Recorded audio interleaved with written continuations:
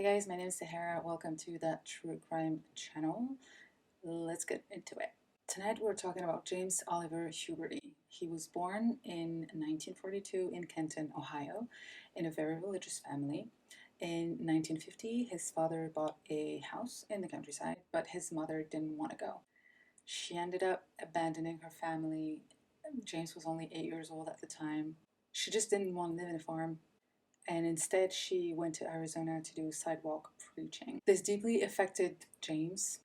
On top of that, he contracted polio when he was 3. He had to wear leg braces for a while, and that left him with a sort of limp for the rest of his life. And he was often the target of bullies, not only because of his limp, but also because of his, religious background, and also the fact that he was very introvert. He was kind of a loner, and people called him weird and odd. In 1962, he goes to college to study sociology, but he changes his mind and he decided to get a license for embalming instead. He got his license at the Pittsburgh Institute of Mortuary Science, and that's where he met Edna. In 1965, he marries Edna Markland, and shortly after, he starts working for a funeral home still in Kenton, Ohio. But the fact that he was so introverted, that caused him to very often have minor arguments with his superiors, and he ends up giving up embalming for welding. Now, I did wonder if the fact that he was working at a funeral home for a while, if that sort of desensitized him to death and dead bodies, and if that played any part in what would happen next. As a welder, he was considered a reliable worker. He would gladly take overtime. That made him earn promotions. He was actually doing very well for himself. He ended up making, like today's equivalent would be 130K per year, which is quite a lot of money, right? In 1972 and 1974, he would have 2 daughters with Edna, Zelia and Cassandra. It is reported that the household had a history of violence. James was said to frequently punch and slap his daughters. Punch, yeah. Once Edna filed a complaint against her husband, saying that he messed up her jaw. It is also said that to calm her husband's fits of rage, she would read him tarot cards and pretend to, predict his future. It did have a calming effect at times. James would actually comply with whatever she was foreseeing in his future, and he would follow her recommendations. Edna would later say that she was always trying to not agitate her husband. She was always trying to, calm him down, not get on his nerves. She did try to get him to seek professional help, but she said that he just refused for a long time. Everybody who knew James, they knew of his temper. They knew he was violent, aggressive. He would always get into an argument with anybody for over the smallest thing. He was known to behave strangely, to make unsettling comments, just, behave in a very odd manner in general. One time they were invited to a birthday party with their daughters. I think it was some kid's birthday party. And one of the parents, I think it was James, but I found different sources saying that it was Edna and it was James. I believe it was James. He encouraged one of his daughters to punch another girl. And when she did, the mother of that girl who was attacked, she went to the Huberty family. She just wanted an explanation.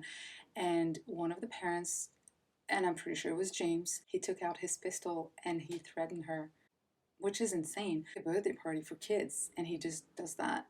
The weirdest thing is that the police was called, but no charges were pressed against them, and they actually were able to keep the pistol. Now, that same pistol was later used by James to shoot down his own dog because he had a neighbor who was complaining about their dog. The Huberty family had a dog, and their neighbor was complaining that the dog was barking too loud and damaging property, and James just shot down his own dog with his 9mm pistol. After a few years of working as a welder, he was let go. Now, again, I found different sources saying different things. One of them said that he had a motorcycle accident, which left him with a twitch in his left arm. But other sources say that he actually had the accident after he was let go, and that didn't have anything to do with it. Some say as well that it was because of his personality, and well, maybe it was a bit of both. One of his former colleagues from when he was a welder reported that he heard James say that if he wasn't able to provide for his family anymore, he would commit suicide and take everyone with him. End quote. Edna actually also reported hearing James say similar comments, and apparently he also attempted suicide, but she stopped him.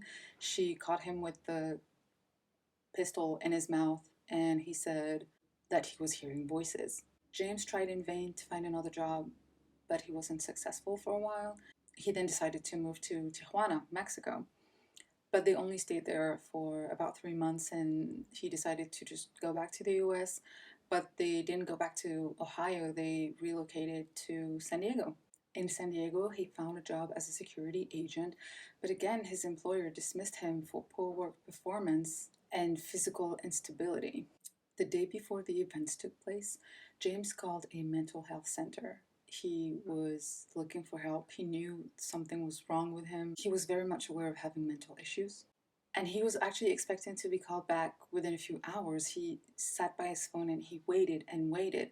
The center never called back for two reasons. The first is they actually misspelled his name. I don't know if that's relevant. I just kept seeing that information that they misspelled his name, and that was one of the reasons that they didn't call back. I mean, even if you don't spell the name right, you still have the phone number, because if you say you call someone back, you do take the phone number. I really don't think it was a relevant fact, but it was just out there, like in so many articles that I read. So I should mention it, I guess. But the actual main reason why they didn't call him back was because on the phone he just was very calm, and it didn't seem like the matter was urgent. So the lady on the phone, she just she just planned to call him the next day. At that mental health center, apparently the way they work is like they will call you back within a few hours if the matter is urgent, but if it doesn't seem like it's urgent, they give themselves like 48 hours to call you back. But obviously James didn't know that. It is reported that sometime that day, he said to his wife that society had its chance. And that's what leads us to the next day, the day of the events. James and his family go to the zoo of San Diego. They spend some time there. Afterwards, they go to McDonald's to eat, but a different McDonald's. This one was in Claremont. After which they go home, and James is getting ready to go back out, and his wife is asking him, like, where are you going? And he says, hunting humans. He also turned to one of his daughters and he said, goodbye, I'm not coming back. When he left his house, there was a witness who saw him with two guns, and he called the police. But sadly, he gave the wrong address to the police, and they were never able to find him. So then Huberty drives to the McDonald's on San Isidro Boulevard. He is armed with a 9mm Uzi submachine, a 12-gauge Winchester pump-action shotgun, and a 9mm Browning HB semi-automatic pistol. It is said that for each weapon he was carrying 100 rounds of ammunition. So much noise. There is just so much noise in this city. So he enters the McDonald's at 3:56, and it is said that there was about 45 people in it. At first, he's aiming his gun at an employee, and the assistant manager is there, and he's like, watch out, this guy is going to shoot you. But he doesn't do anything, so people just think it's a stupid joke. Then he fires at the ceiling, and people see that he is not joking. He shoots the manager, not the assistant manager, the manager. Just one shot, and he was dead within minutes. He then proceeds to shoot the assistant manager, and he yells, everybody on the ground. Obviously, I don't think people were waiting for him to shout that. I think just with the first, shots, people were already, screaming and panicking and yelling and trying to hide. Apparently, he also made a racist comment, but it was not confirmed by other people, other witnesses, and the police determined his motive to not have been racial. The chief of police later said that he just didn't like anybody. After he shot the manager and the assistant manager, there was a brave customer who came up to him. He was being brave, and he tried to talk him out of shooting people and killing more people, but he shot him 14 times, and he said, shut up, while this brave customer was screaming in pain. People were obviously trying to hide anywhere they could, and some people were actually shielding other people, like, their child or, family members. There was this pregnant woman who was with an 8-month-old baby and with another child, and he shot the pregnant woman 48 times. He also shot the baby, who was 8 months old, in the back just once, and the baby died. There was also this couple who were with their son and their son's friend, and each parent was shielding, one of the kids, and he shot the mother, and she was shielding her son. He shot both of them, and sadly they died. He also shot the father and the friend, but he shot them in different parts of their bodies, and they ended up surviving. And then Hubert just proceeded to target another family that he also noticed was, shielding, some other family members.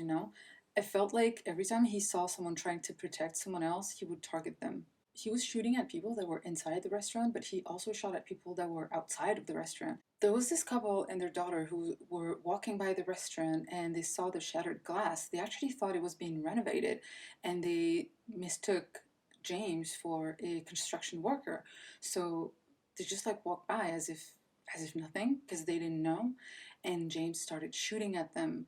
They gave their baby to a passerby. She was with her husband, and they just like gave her the baby, like, please take him to the hospital to save her life. It was a baby girl. And the couple was like on the ground, like, like, what the fuck is happening? And this woman, the passerby, her husband, he stayed with that couple that was on the floor. He was like trying to help them. The mother was shot in the eye, and she was permanently blinded, and she was also shot in the hand, and she was also permanently paralyzed on that hand. But luckily, her husband and her baby, they were okay. All the passersby were shot. There was this sadly famous picture of this kid who was on his bike. So there was actually this group of 3 kids on their bikes. It was Joshua, Omar, and David. Joshua was shot to the back, arm, and leg. David was shot multiple times on his back. Omar was shot to the head multiple times, and 2 of them sadly died. And Joshua, he was actually wounded, and he was on the floor, and the way he survived is he just played dead. He was obviously in a lot of pain, but he just, like, I don't know, his instinct just told him to play dead, and that's how he survived. Joshua later said that he remembers watching David on the ground and he threw up. Joshua is the only one who made it, and the way he survived was he just played dead. My neighbor's recently had a baby. I don't know if you can hear him.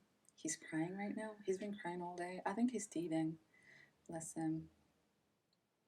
Anyway, again, there was other people who were outside and who also got shot. Hubert was actually inside the McDonald's. Like, he was shooting from inside the McDonald's. There was this elderly couple that were going inside the McDonald's. Again, they didn't notice what was going on in there. So the old man opens the door for his wife, and she gets shot in the head, like, straight away. She collapses to the ground, and this poor man he's holding her, he's wiping the blood from her face, and he's cursing at James. And James just comes to the door and he shots him dead. During the shooting, some survivors remember that James was actually there was this counter, and they remember that he was going to a portable radio that was there, and he was listening in. And at first, they thought he was listening in for, police announcement, or, the news saying that, like what's going on at that McDonald's. But he actually was, going through the channels, and he put some music on and he started to dance. Yeah, that's pretty fucked up.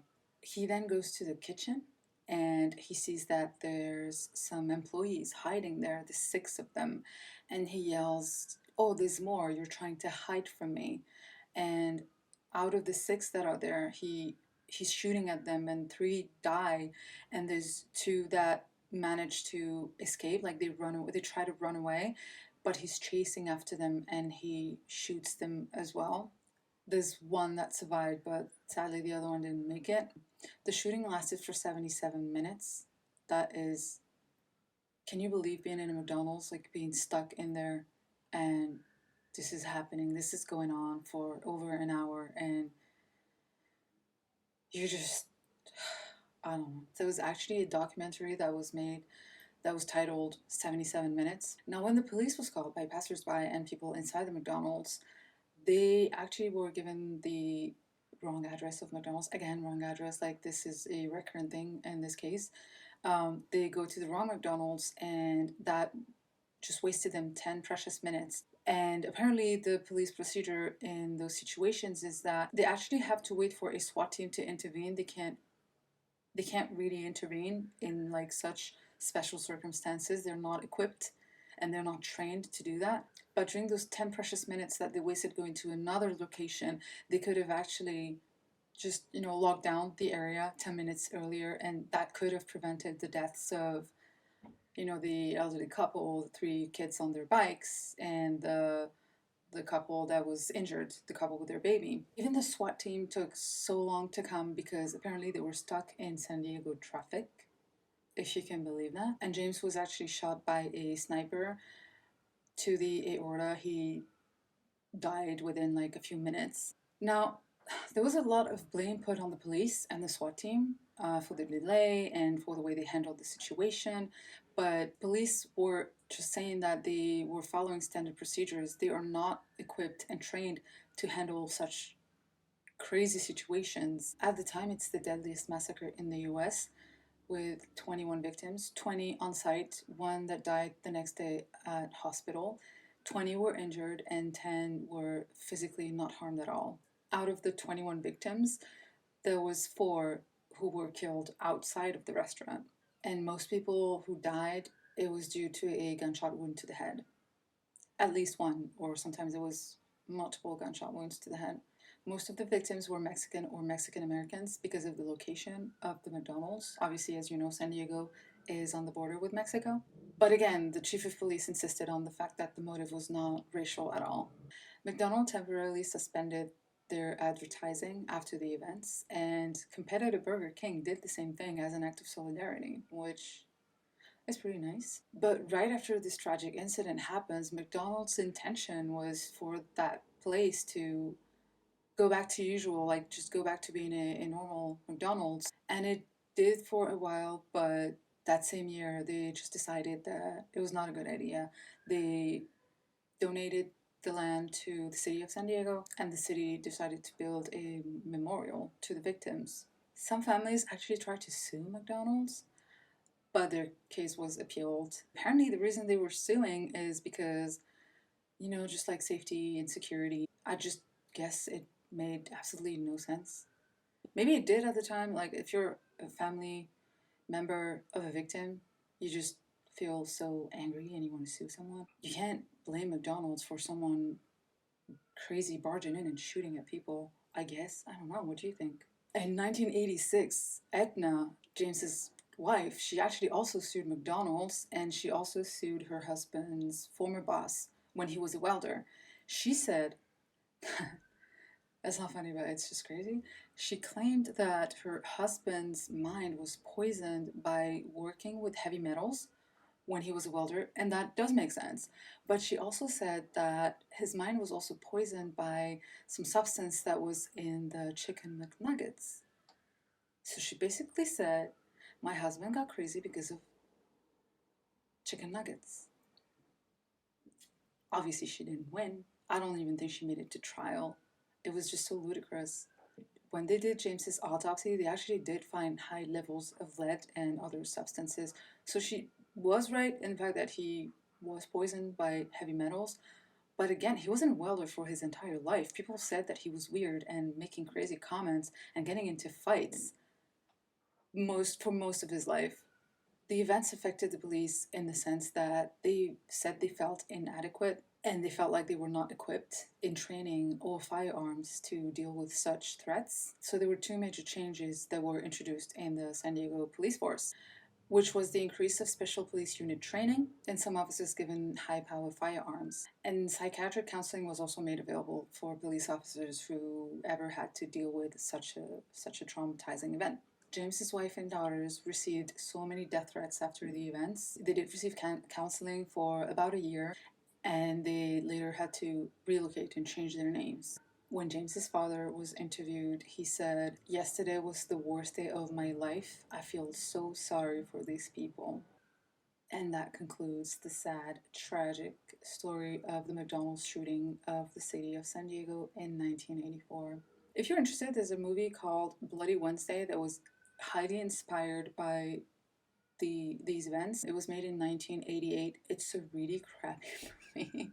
But just in case you're interested, I mean, just you should know that it's out there and it's actually on YouTube. Like the full movie is on YouTube. I saw some clips. It just watch it if you want, I guess.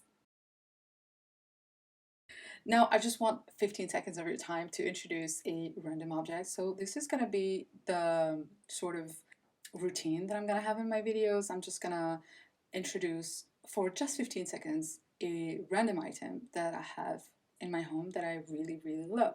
And tonight it's this ukulele. It's so pretty. I bought it for, it was only 35 euros when I bought it at the time. I've had it for 2 years. It's real, like it's not a toy, it's a real instrument. I'm gonna put the link in the description box, and now it's only 27 euros. It was from a German website. I guess shipping is free in Europe because it was free for me, and it's a German website. So I'm guessing if it's free for France, it's probably free all over Europe. And it's just so pretty. What do you think?